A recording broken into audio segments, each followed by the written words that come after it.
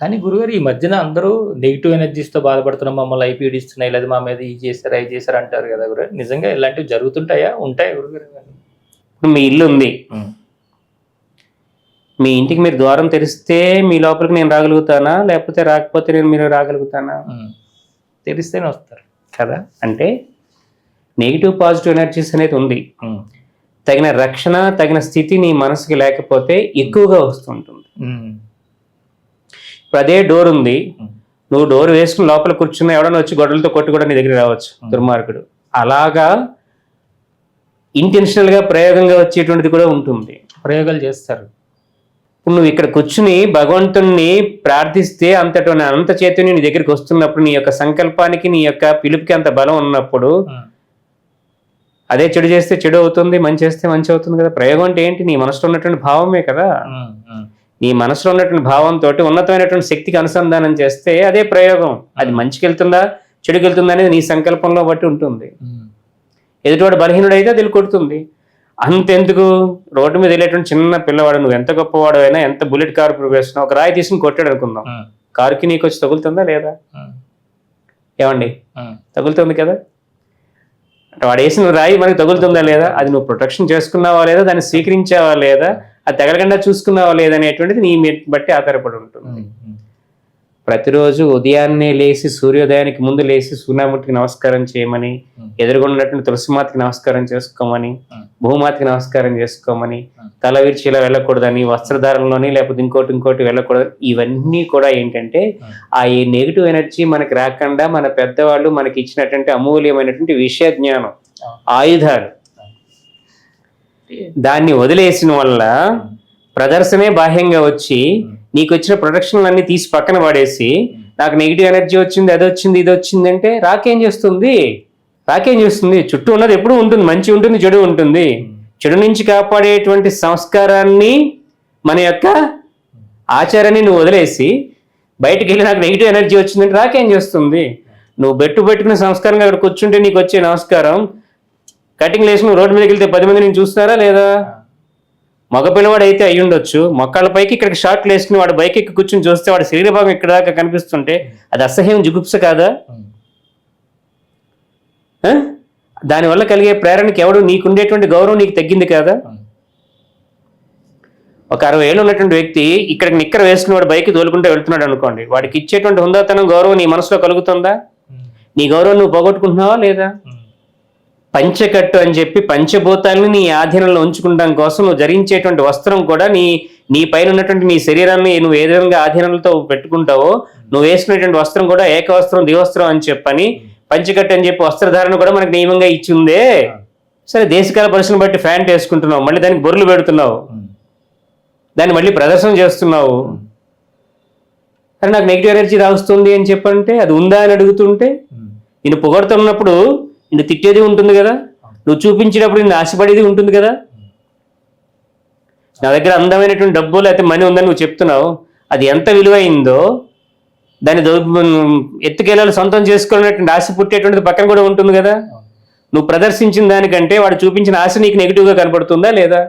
అంటే గురుగారు, ఇప్పుడు ఇలాంటి ప్రయోగాలు జరిగినప్పుడు వాటి నుంచి బయటపడేసే అవకాశం ఉందా గురుగారు మీ దగ్గర? ఖచ్చితంగా. నా దగ్గర కాదు, లోకంలో ఉంది. నా దగ్గర ఉందా కదా, నీ దగ్గర ఉందా కదా, ప్రతి వాళ్ళ దగ్గర ఉంటుంది. వివిధ రకాల ఎనర్జీస్తో పాటు చేసేటువంటి దాని నుంచి రక్షణ చేయటం కోసమే మనకి విద్య అనేటువంటిది వచ్చింది. ఈ స్థితిలో ఉంటే ఏ విధంగా చేయాలి, ఇలా వస్తే వీళ్ళని ఎలా ఉద్ధరింపబడాలి అనేటువంటి అన్నీ కూడా పార్వతీదేవి పరమేశ్వరుని అడిగినట్టుగా మనకి పురాణాలన్నీ వస్తాయి. ఈశ్వరుడు ఈ విధంగా చెప్పడని చెప్తూ వస్తూ ఉంటాం. అవునా? పార్వతి అంటే ఏంటి? ప్రకృతి శక్తి, అంటే మాయతో ఉన్నటువంటి ఈశ్వర చైతన్యం. మాయలో ఉన్నటువంటి ఈశ్వర చైతన్యం ఏముంటాయి? స్వ, మా, నేను అనేటువంటిది ఉంటుంది. ఎప్పుడైతే ఆ చైతన్యానికి నేను ఉద్ధరింపబడాలి అని చెప్పని చైతన్యాన్ని అడుగుతూ ఉంటుంది, ఈశ్వరునికి తాపత్రయపడుతుంటుంది. అందుకనే దాన్ని పార్వతీ పరమేశ్వరులుగా చూపిస్తున్నాం, సంవాదంగా చూపిస్తున్నాం. ఏంటి? జీవుడుగా ఉన్నటువంటి ప్రకృతి చైతన్యము అనంత చైతన్యాన్ని అడిగినప్పుడు అనంత చైతన్యం చెప్పింది, నీలో ఉన్నటువంటి నీకున్నటువంటి నీ తత్వాన్ని, దీనికి వచ్చినప్పుడు ఈ క్రియ చేయి, దీనికి వచ్చినప్పుడు ఇది క్రియ చేయి, ఇది వచ్చినప్పుడు ఇది చేయి అని చెప్పని విద్యారూపకంగా ఈశ్వరుడే తనని తాను ఉద్ధరించుకోవడం కోసం మళ్ళీ తానే వ్యక్తంగా మనకి ఇచ్చి ఉన్నాడు. ఇంత ఎందుకు? ఇందాక చెప్పినట్టుగా పశ్చాత్తాపడి నీకు ప్రాప్తంలో లేనిదైనా, నీ రాతలో లేనిదైనా నిన్ను పోషించేది ఎవరు? భూమాతే కదా. నిన్ను భరించేటటువంటిది ఎవరు? భూమాతే కదా. అంటే నిన్ను ఉద్ధరించే శక్తి ఆవిడకు ఉంది కదా. నిజంగా అమ్మని అమ్మా అని చెప్పి నేను ఎదుటి రాత్రిని అమ్మకి అంచి ప్రాధాయపడి చూడు, ఒక్క 41 రోజులు నీ ప్రాప్తంలో లేనిది కూడా నీకు ప్రాప్తిస్తుంది. ఖచ్చితంగా రాతతో సంబంధం లేకుండా నీకు అది ప్రాప్తిస్తుంది. నిన్ను నువ్వు మర్చిపోయి సర్వకాల సర్వావస్థల్లోని నమ్మినటువంటి దైవాన్నే స్మరణ చేసి చూడండి. నీకు ప్రాప్తం లేకపోయినా ఎక్కడ నీ స్థితి కోల్పోయి ఉన్నావో అక్కడ నువ్వు ఈశ్వరునే స్మరిస్తూ ఉన్నప్పుడు ఈశ్వరుడు సర్వసమృద్ధుడు, సర్వ శక్తివంతుడు కాబట్టి ఈశ్వరుడికి ఏదైతే ఉంటుందో అవన్నీ నీకు వస్తూ ఉంటాయి. నీ రాతతో కానీ కర్మతో కానీ సంబంధం లేకుండా అనుక్షణం నిన్ను ఉద్ధరించడానికి అన్ని సర్వకాల సర్వవస్తులని అన్ని మన దగ్గర ఉన్నాయని చెప్పి మనం తెలియజేయటం కోసమే ఈ సత్సంగము లేకపోతే ఇంకొకటి అనుభవం కోసం ప్రాకులాట పట్టము. ఆ స్మృతిని మనం కోల్పోయాం కాబట్టి నీ యొక్క అనుభవం ఏంటి, నీవు ఎలా జరిగావని చెప్పని మనం అడిగి మళ్ళీ తెలుసుకుంటాం. కారణం ఏంటంటే ఆ కనెక్టివిటీని మనం కోల్పోయింది ఏదైతే ఉందో ఆ కనెక్షన్ లో ఉన్నటువంటి వాడితో మళ్ళీ గుర్తెరిగి నేను ఇది కదా అని చెప్పని ఛార్జ్ చేసుకుంటామే ఇది ఈ సమయం ఈ కాలం అని. ఆ నెగిటివ్ ఎనర్జీని మీ పాజిటివ్ ఎనర్జీ మీ యొక్క మళ్ళీ నెగిటివ్ ఎనర్జీ దగ్గరికి వెళ్తున్నారు. మీరు ఏదో ఇంటెన్షనల్ గా పెట్టి అడుగుతున్నారు. అంటే అలా ఏ నెగిటివ్ ఎనర్జీ చెప్పండి. అంటే ఏం లేదు గురుగారు, ఇప్పుడు చాలా మంది బాగా సఫర్ అవుతున్నారు గురుగారు. ఆ ప్రయోగాలు జరిగినాయి, ఈ ప్రయోగాలు జరిగినాయి. అవును, మరి ఎలా జరుగుతున్నాయి, బయటపడేయాలని నాకు ఒక తపన జరుగుతున్నాయి. ఎవరికి మీకు ఒక తపన ఉందా? అంటే ఏం మరి అంత బాధపడుతున్నారు కదా గురువులు, ఏదో ఒకటి వాళ్ళు మీ దగ్గరికి వచ్చినప్పుడు కనీసం మీరు వాళ్ళని ఏదో చూసి వాళ్ళని నేను చెప్తున్నాను కదా, నమ్మి ఉంటే వాడు ఎక్కడ ఉన్నా అక్కడి నుంచి స్మరణ మాత్రం చేతనే రక్షింపబడతాడు. అర్థమవుతుందా? అంతటువంటి నమ్మకం లేదు, కనీసం దగ్గరికి వచ్చి ప్రాధేయపడినా విశ్వాసంతో వచ్చి ఉంటే ఖచ్చితంగా ఆశీర్వచనం దొరుకుతుంది.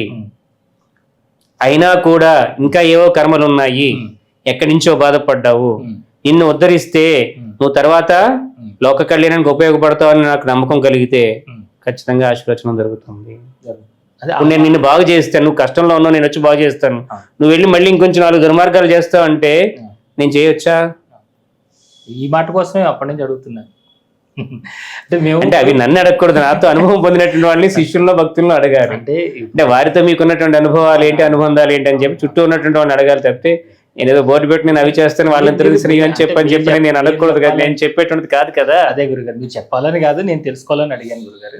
మీరు వచ్చారు కాబట్టి ఇప్పుడు మీరు నా దగ్గరికి ఎలా వచ్చారు? ఎవరో భక్తులు ఫోన్ చేసి, నేను ఫోన్ చేయలేదు, నేను కాంటాక్ట్ చేయలేదు, మీరు ఎంతో మందికి చేస్తున్నారు, మా గురువు గారిని ఎందుకు చేయరని చెప్పని వాళ్ళు చేస్తాను అంటే వాళ్ళకి ఆ అనుభూతి, అనుబంధం, నమ్మకం కలిగితేనే కదా మీకు ఫోన్ చేస్తారు.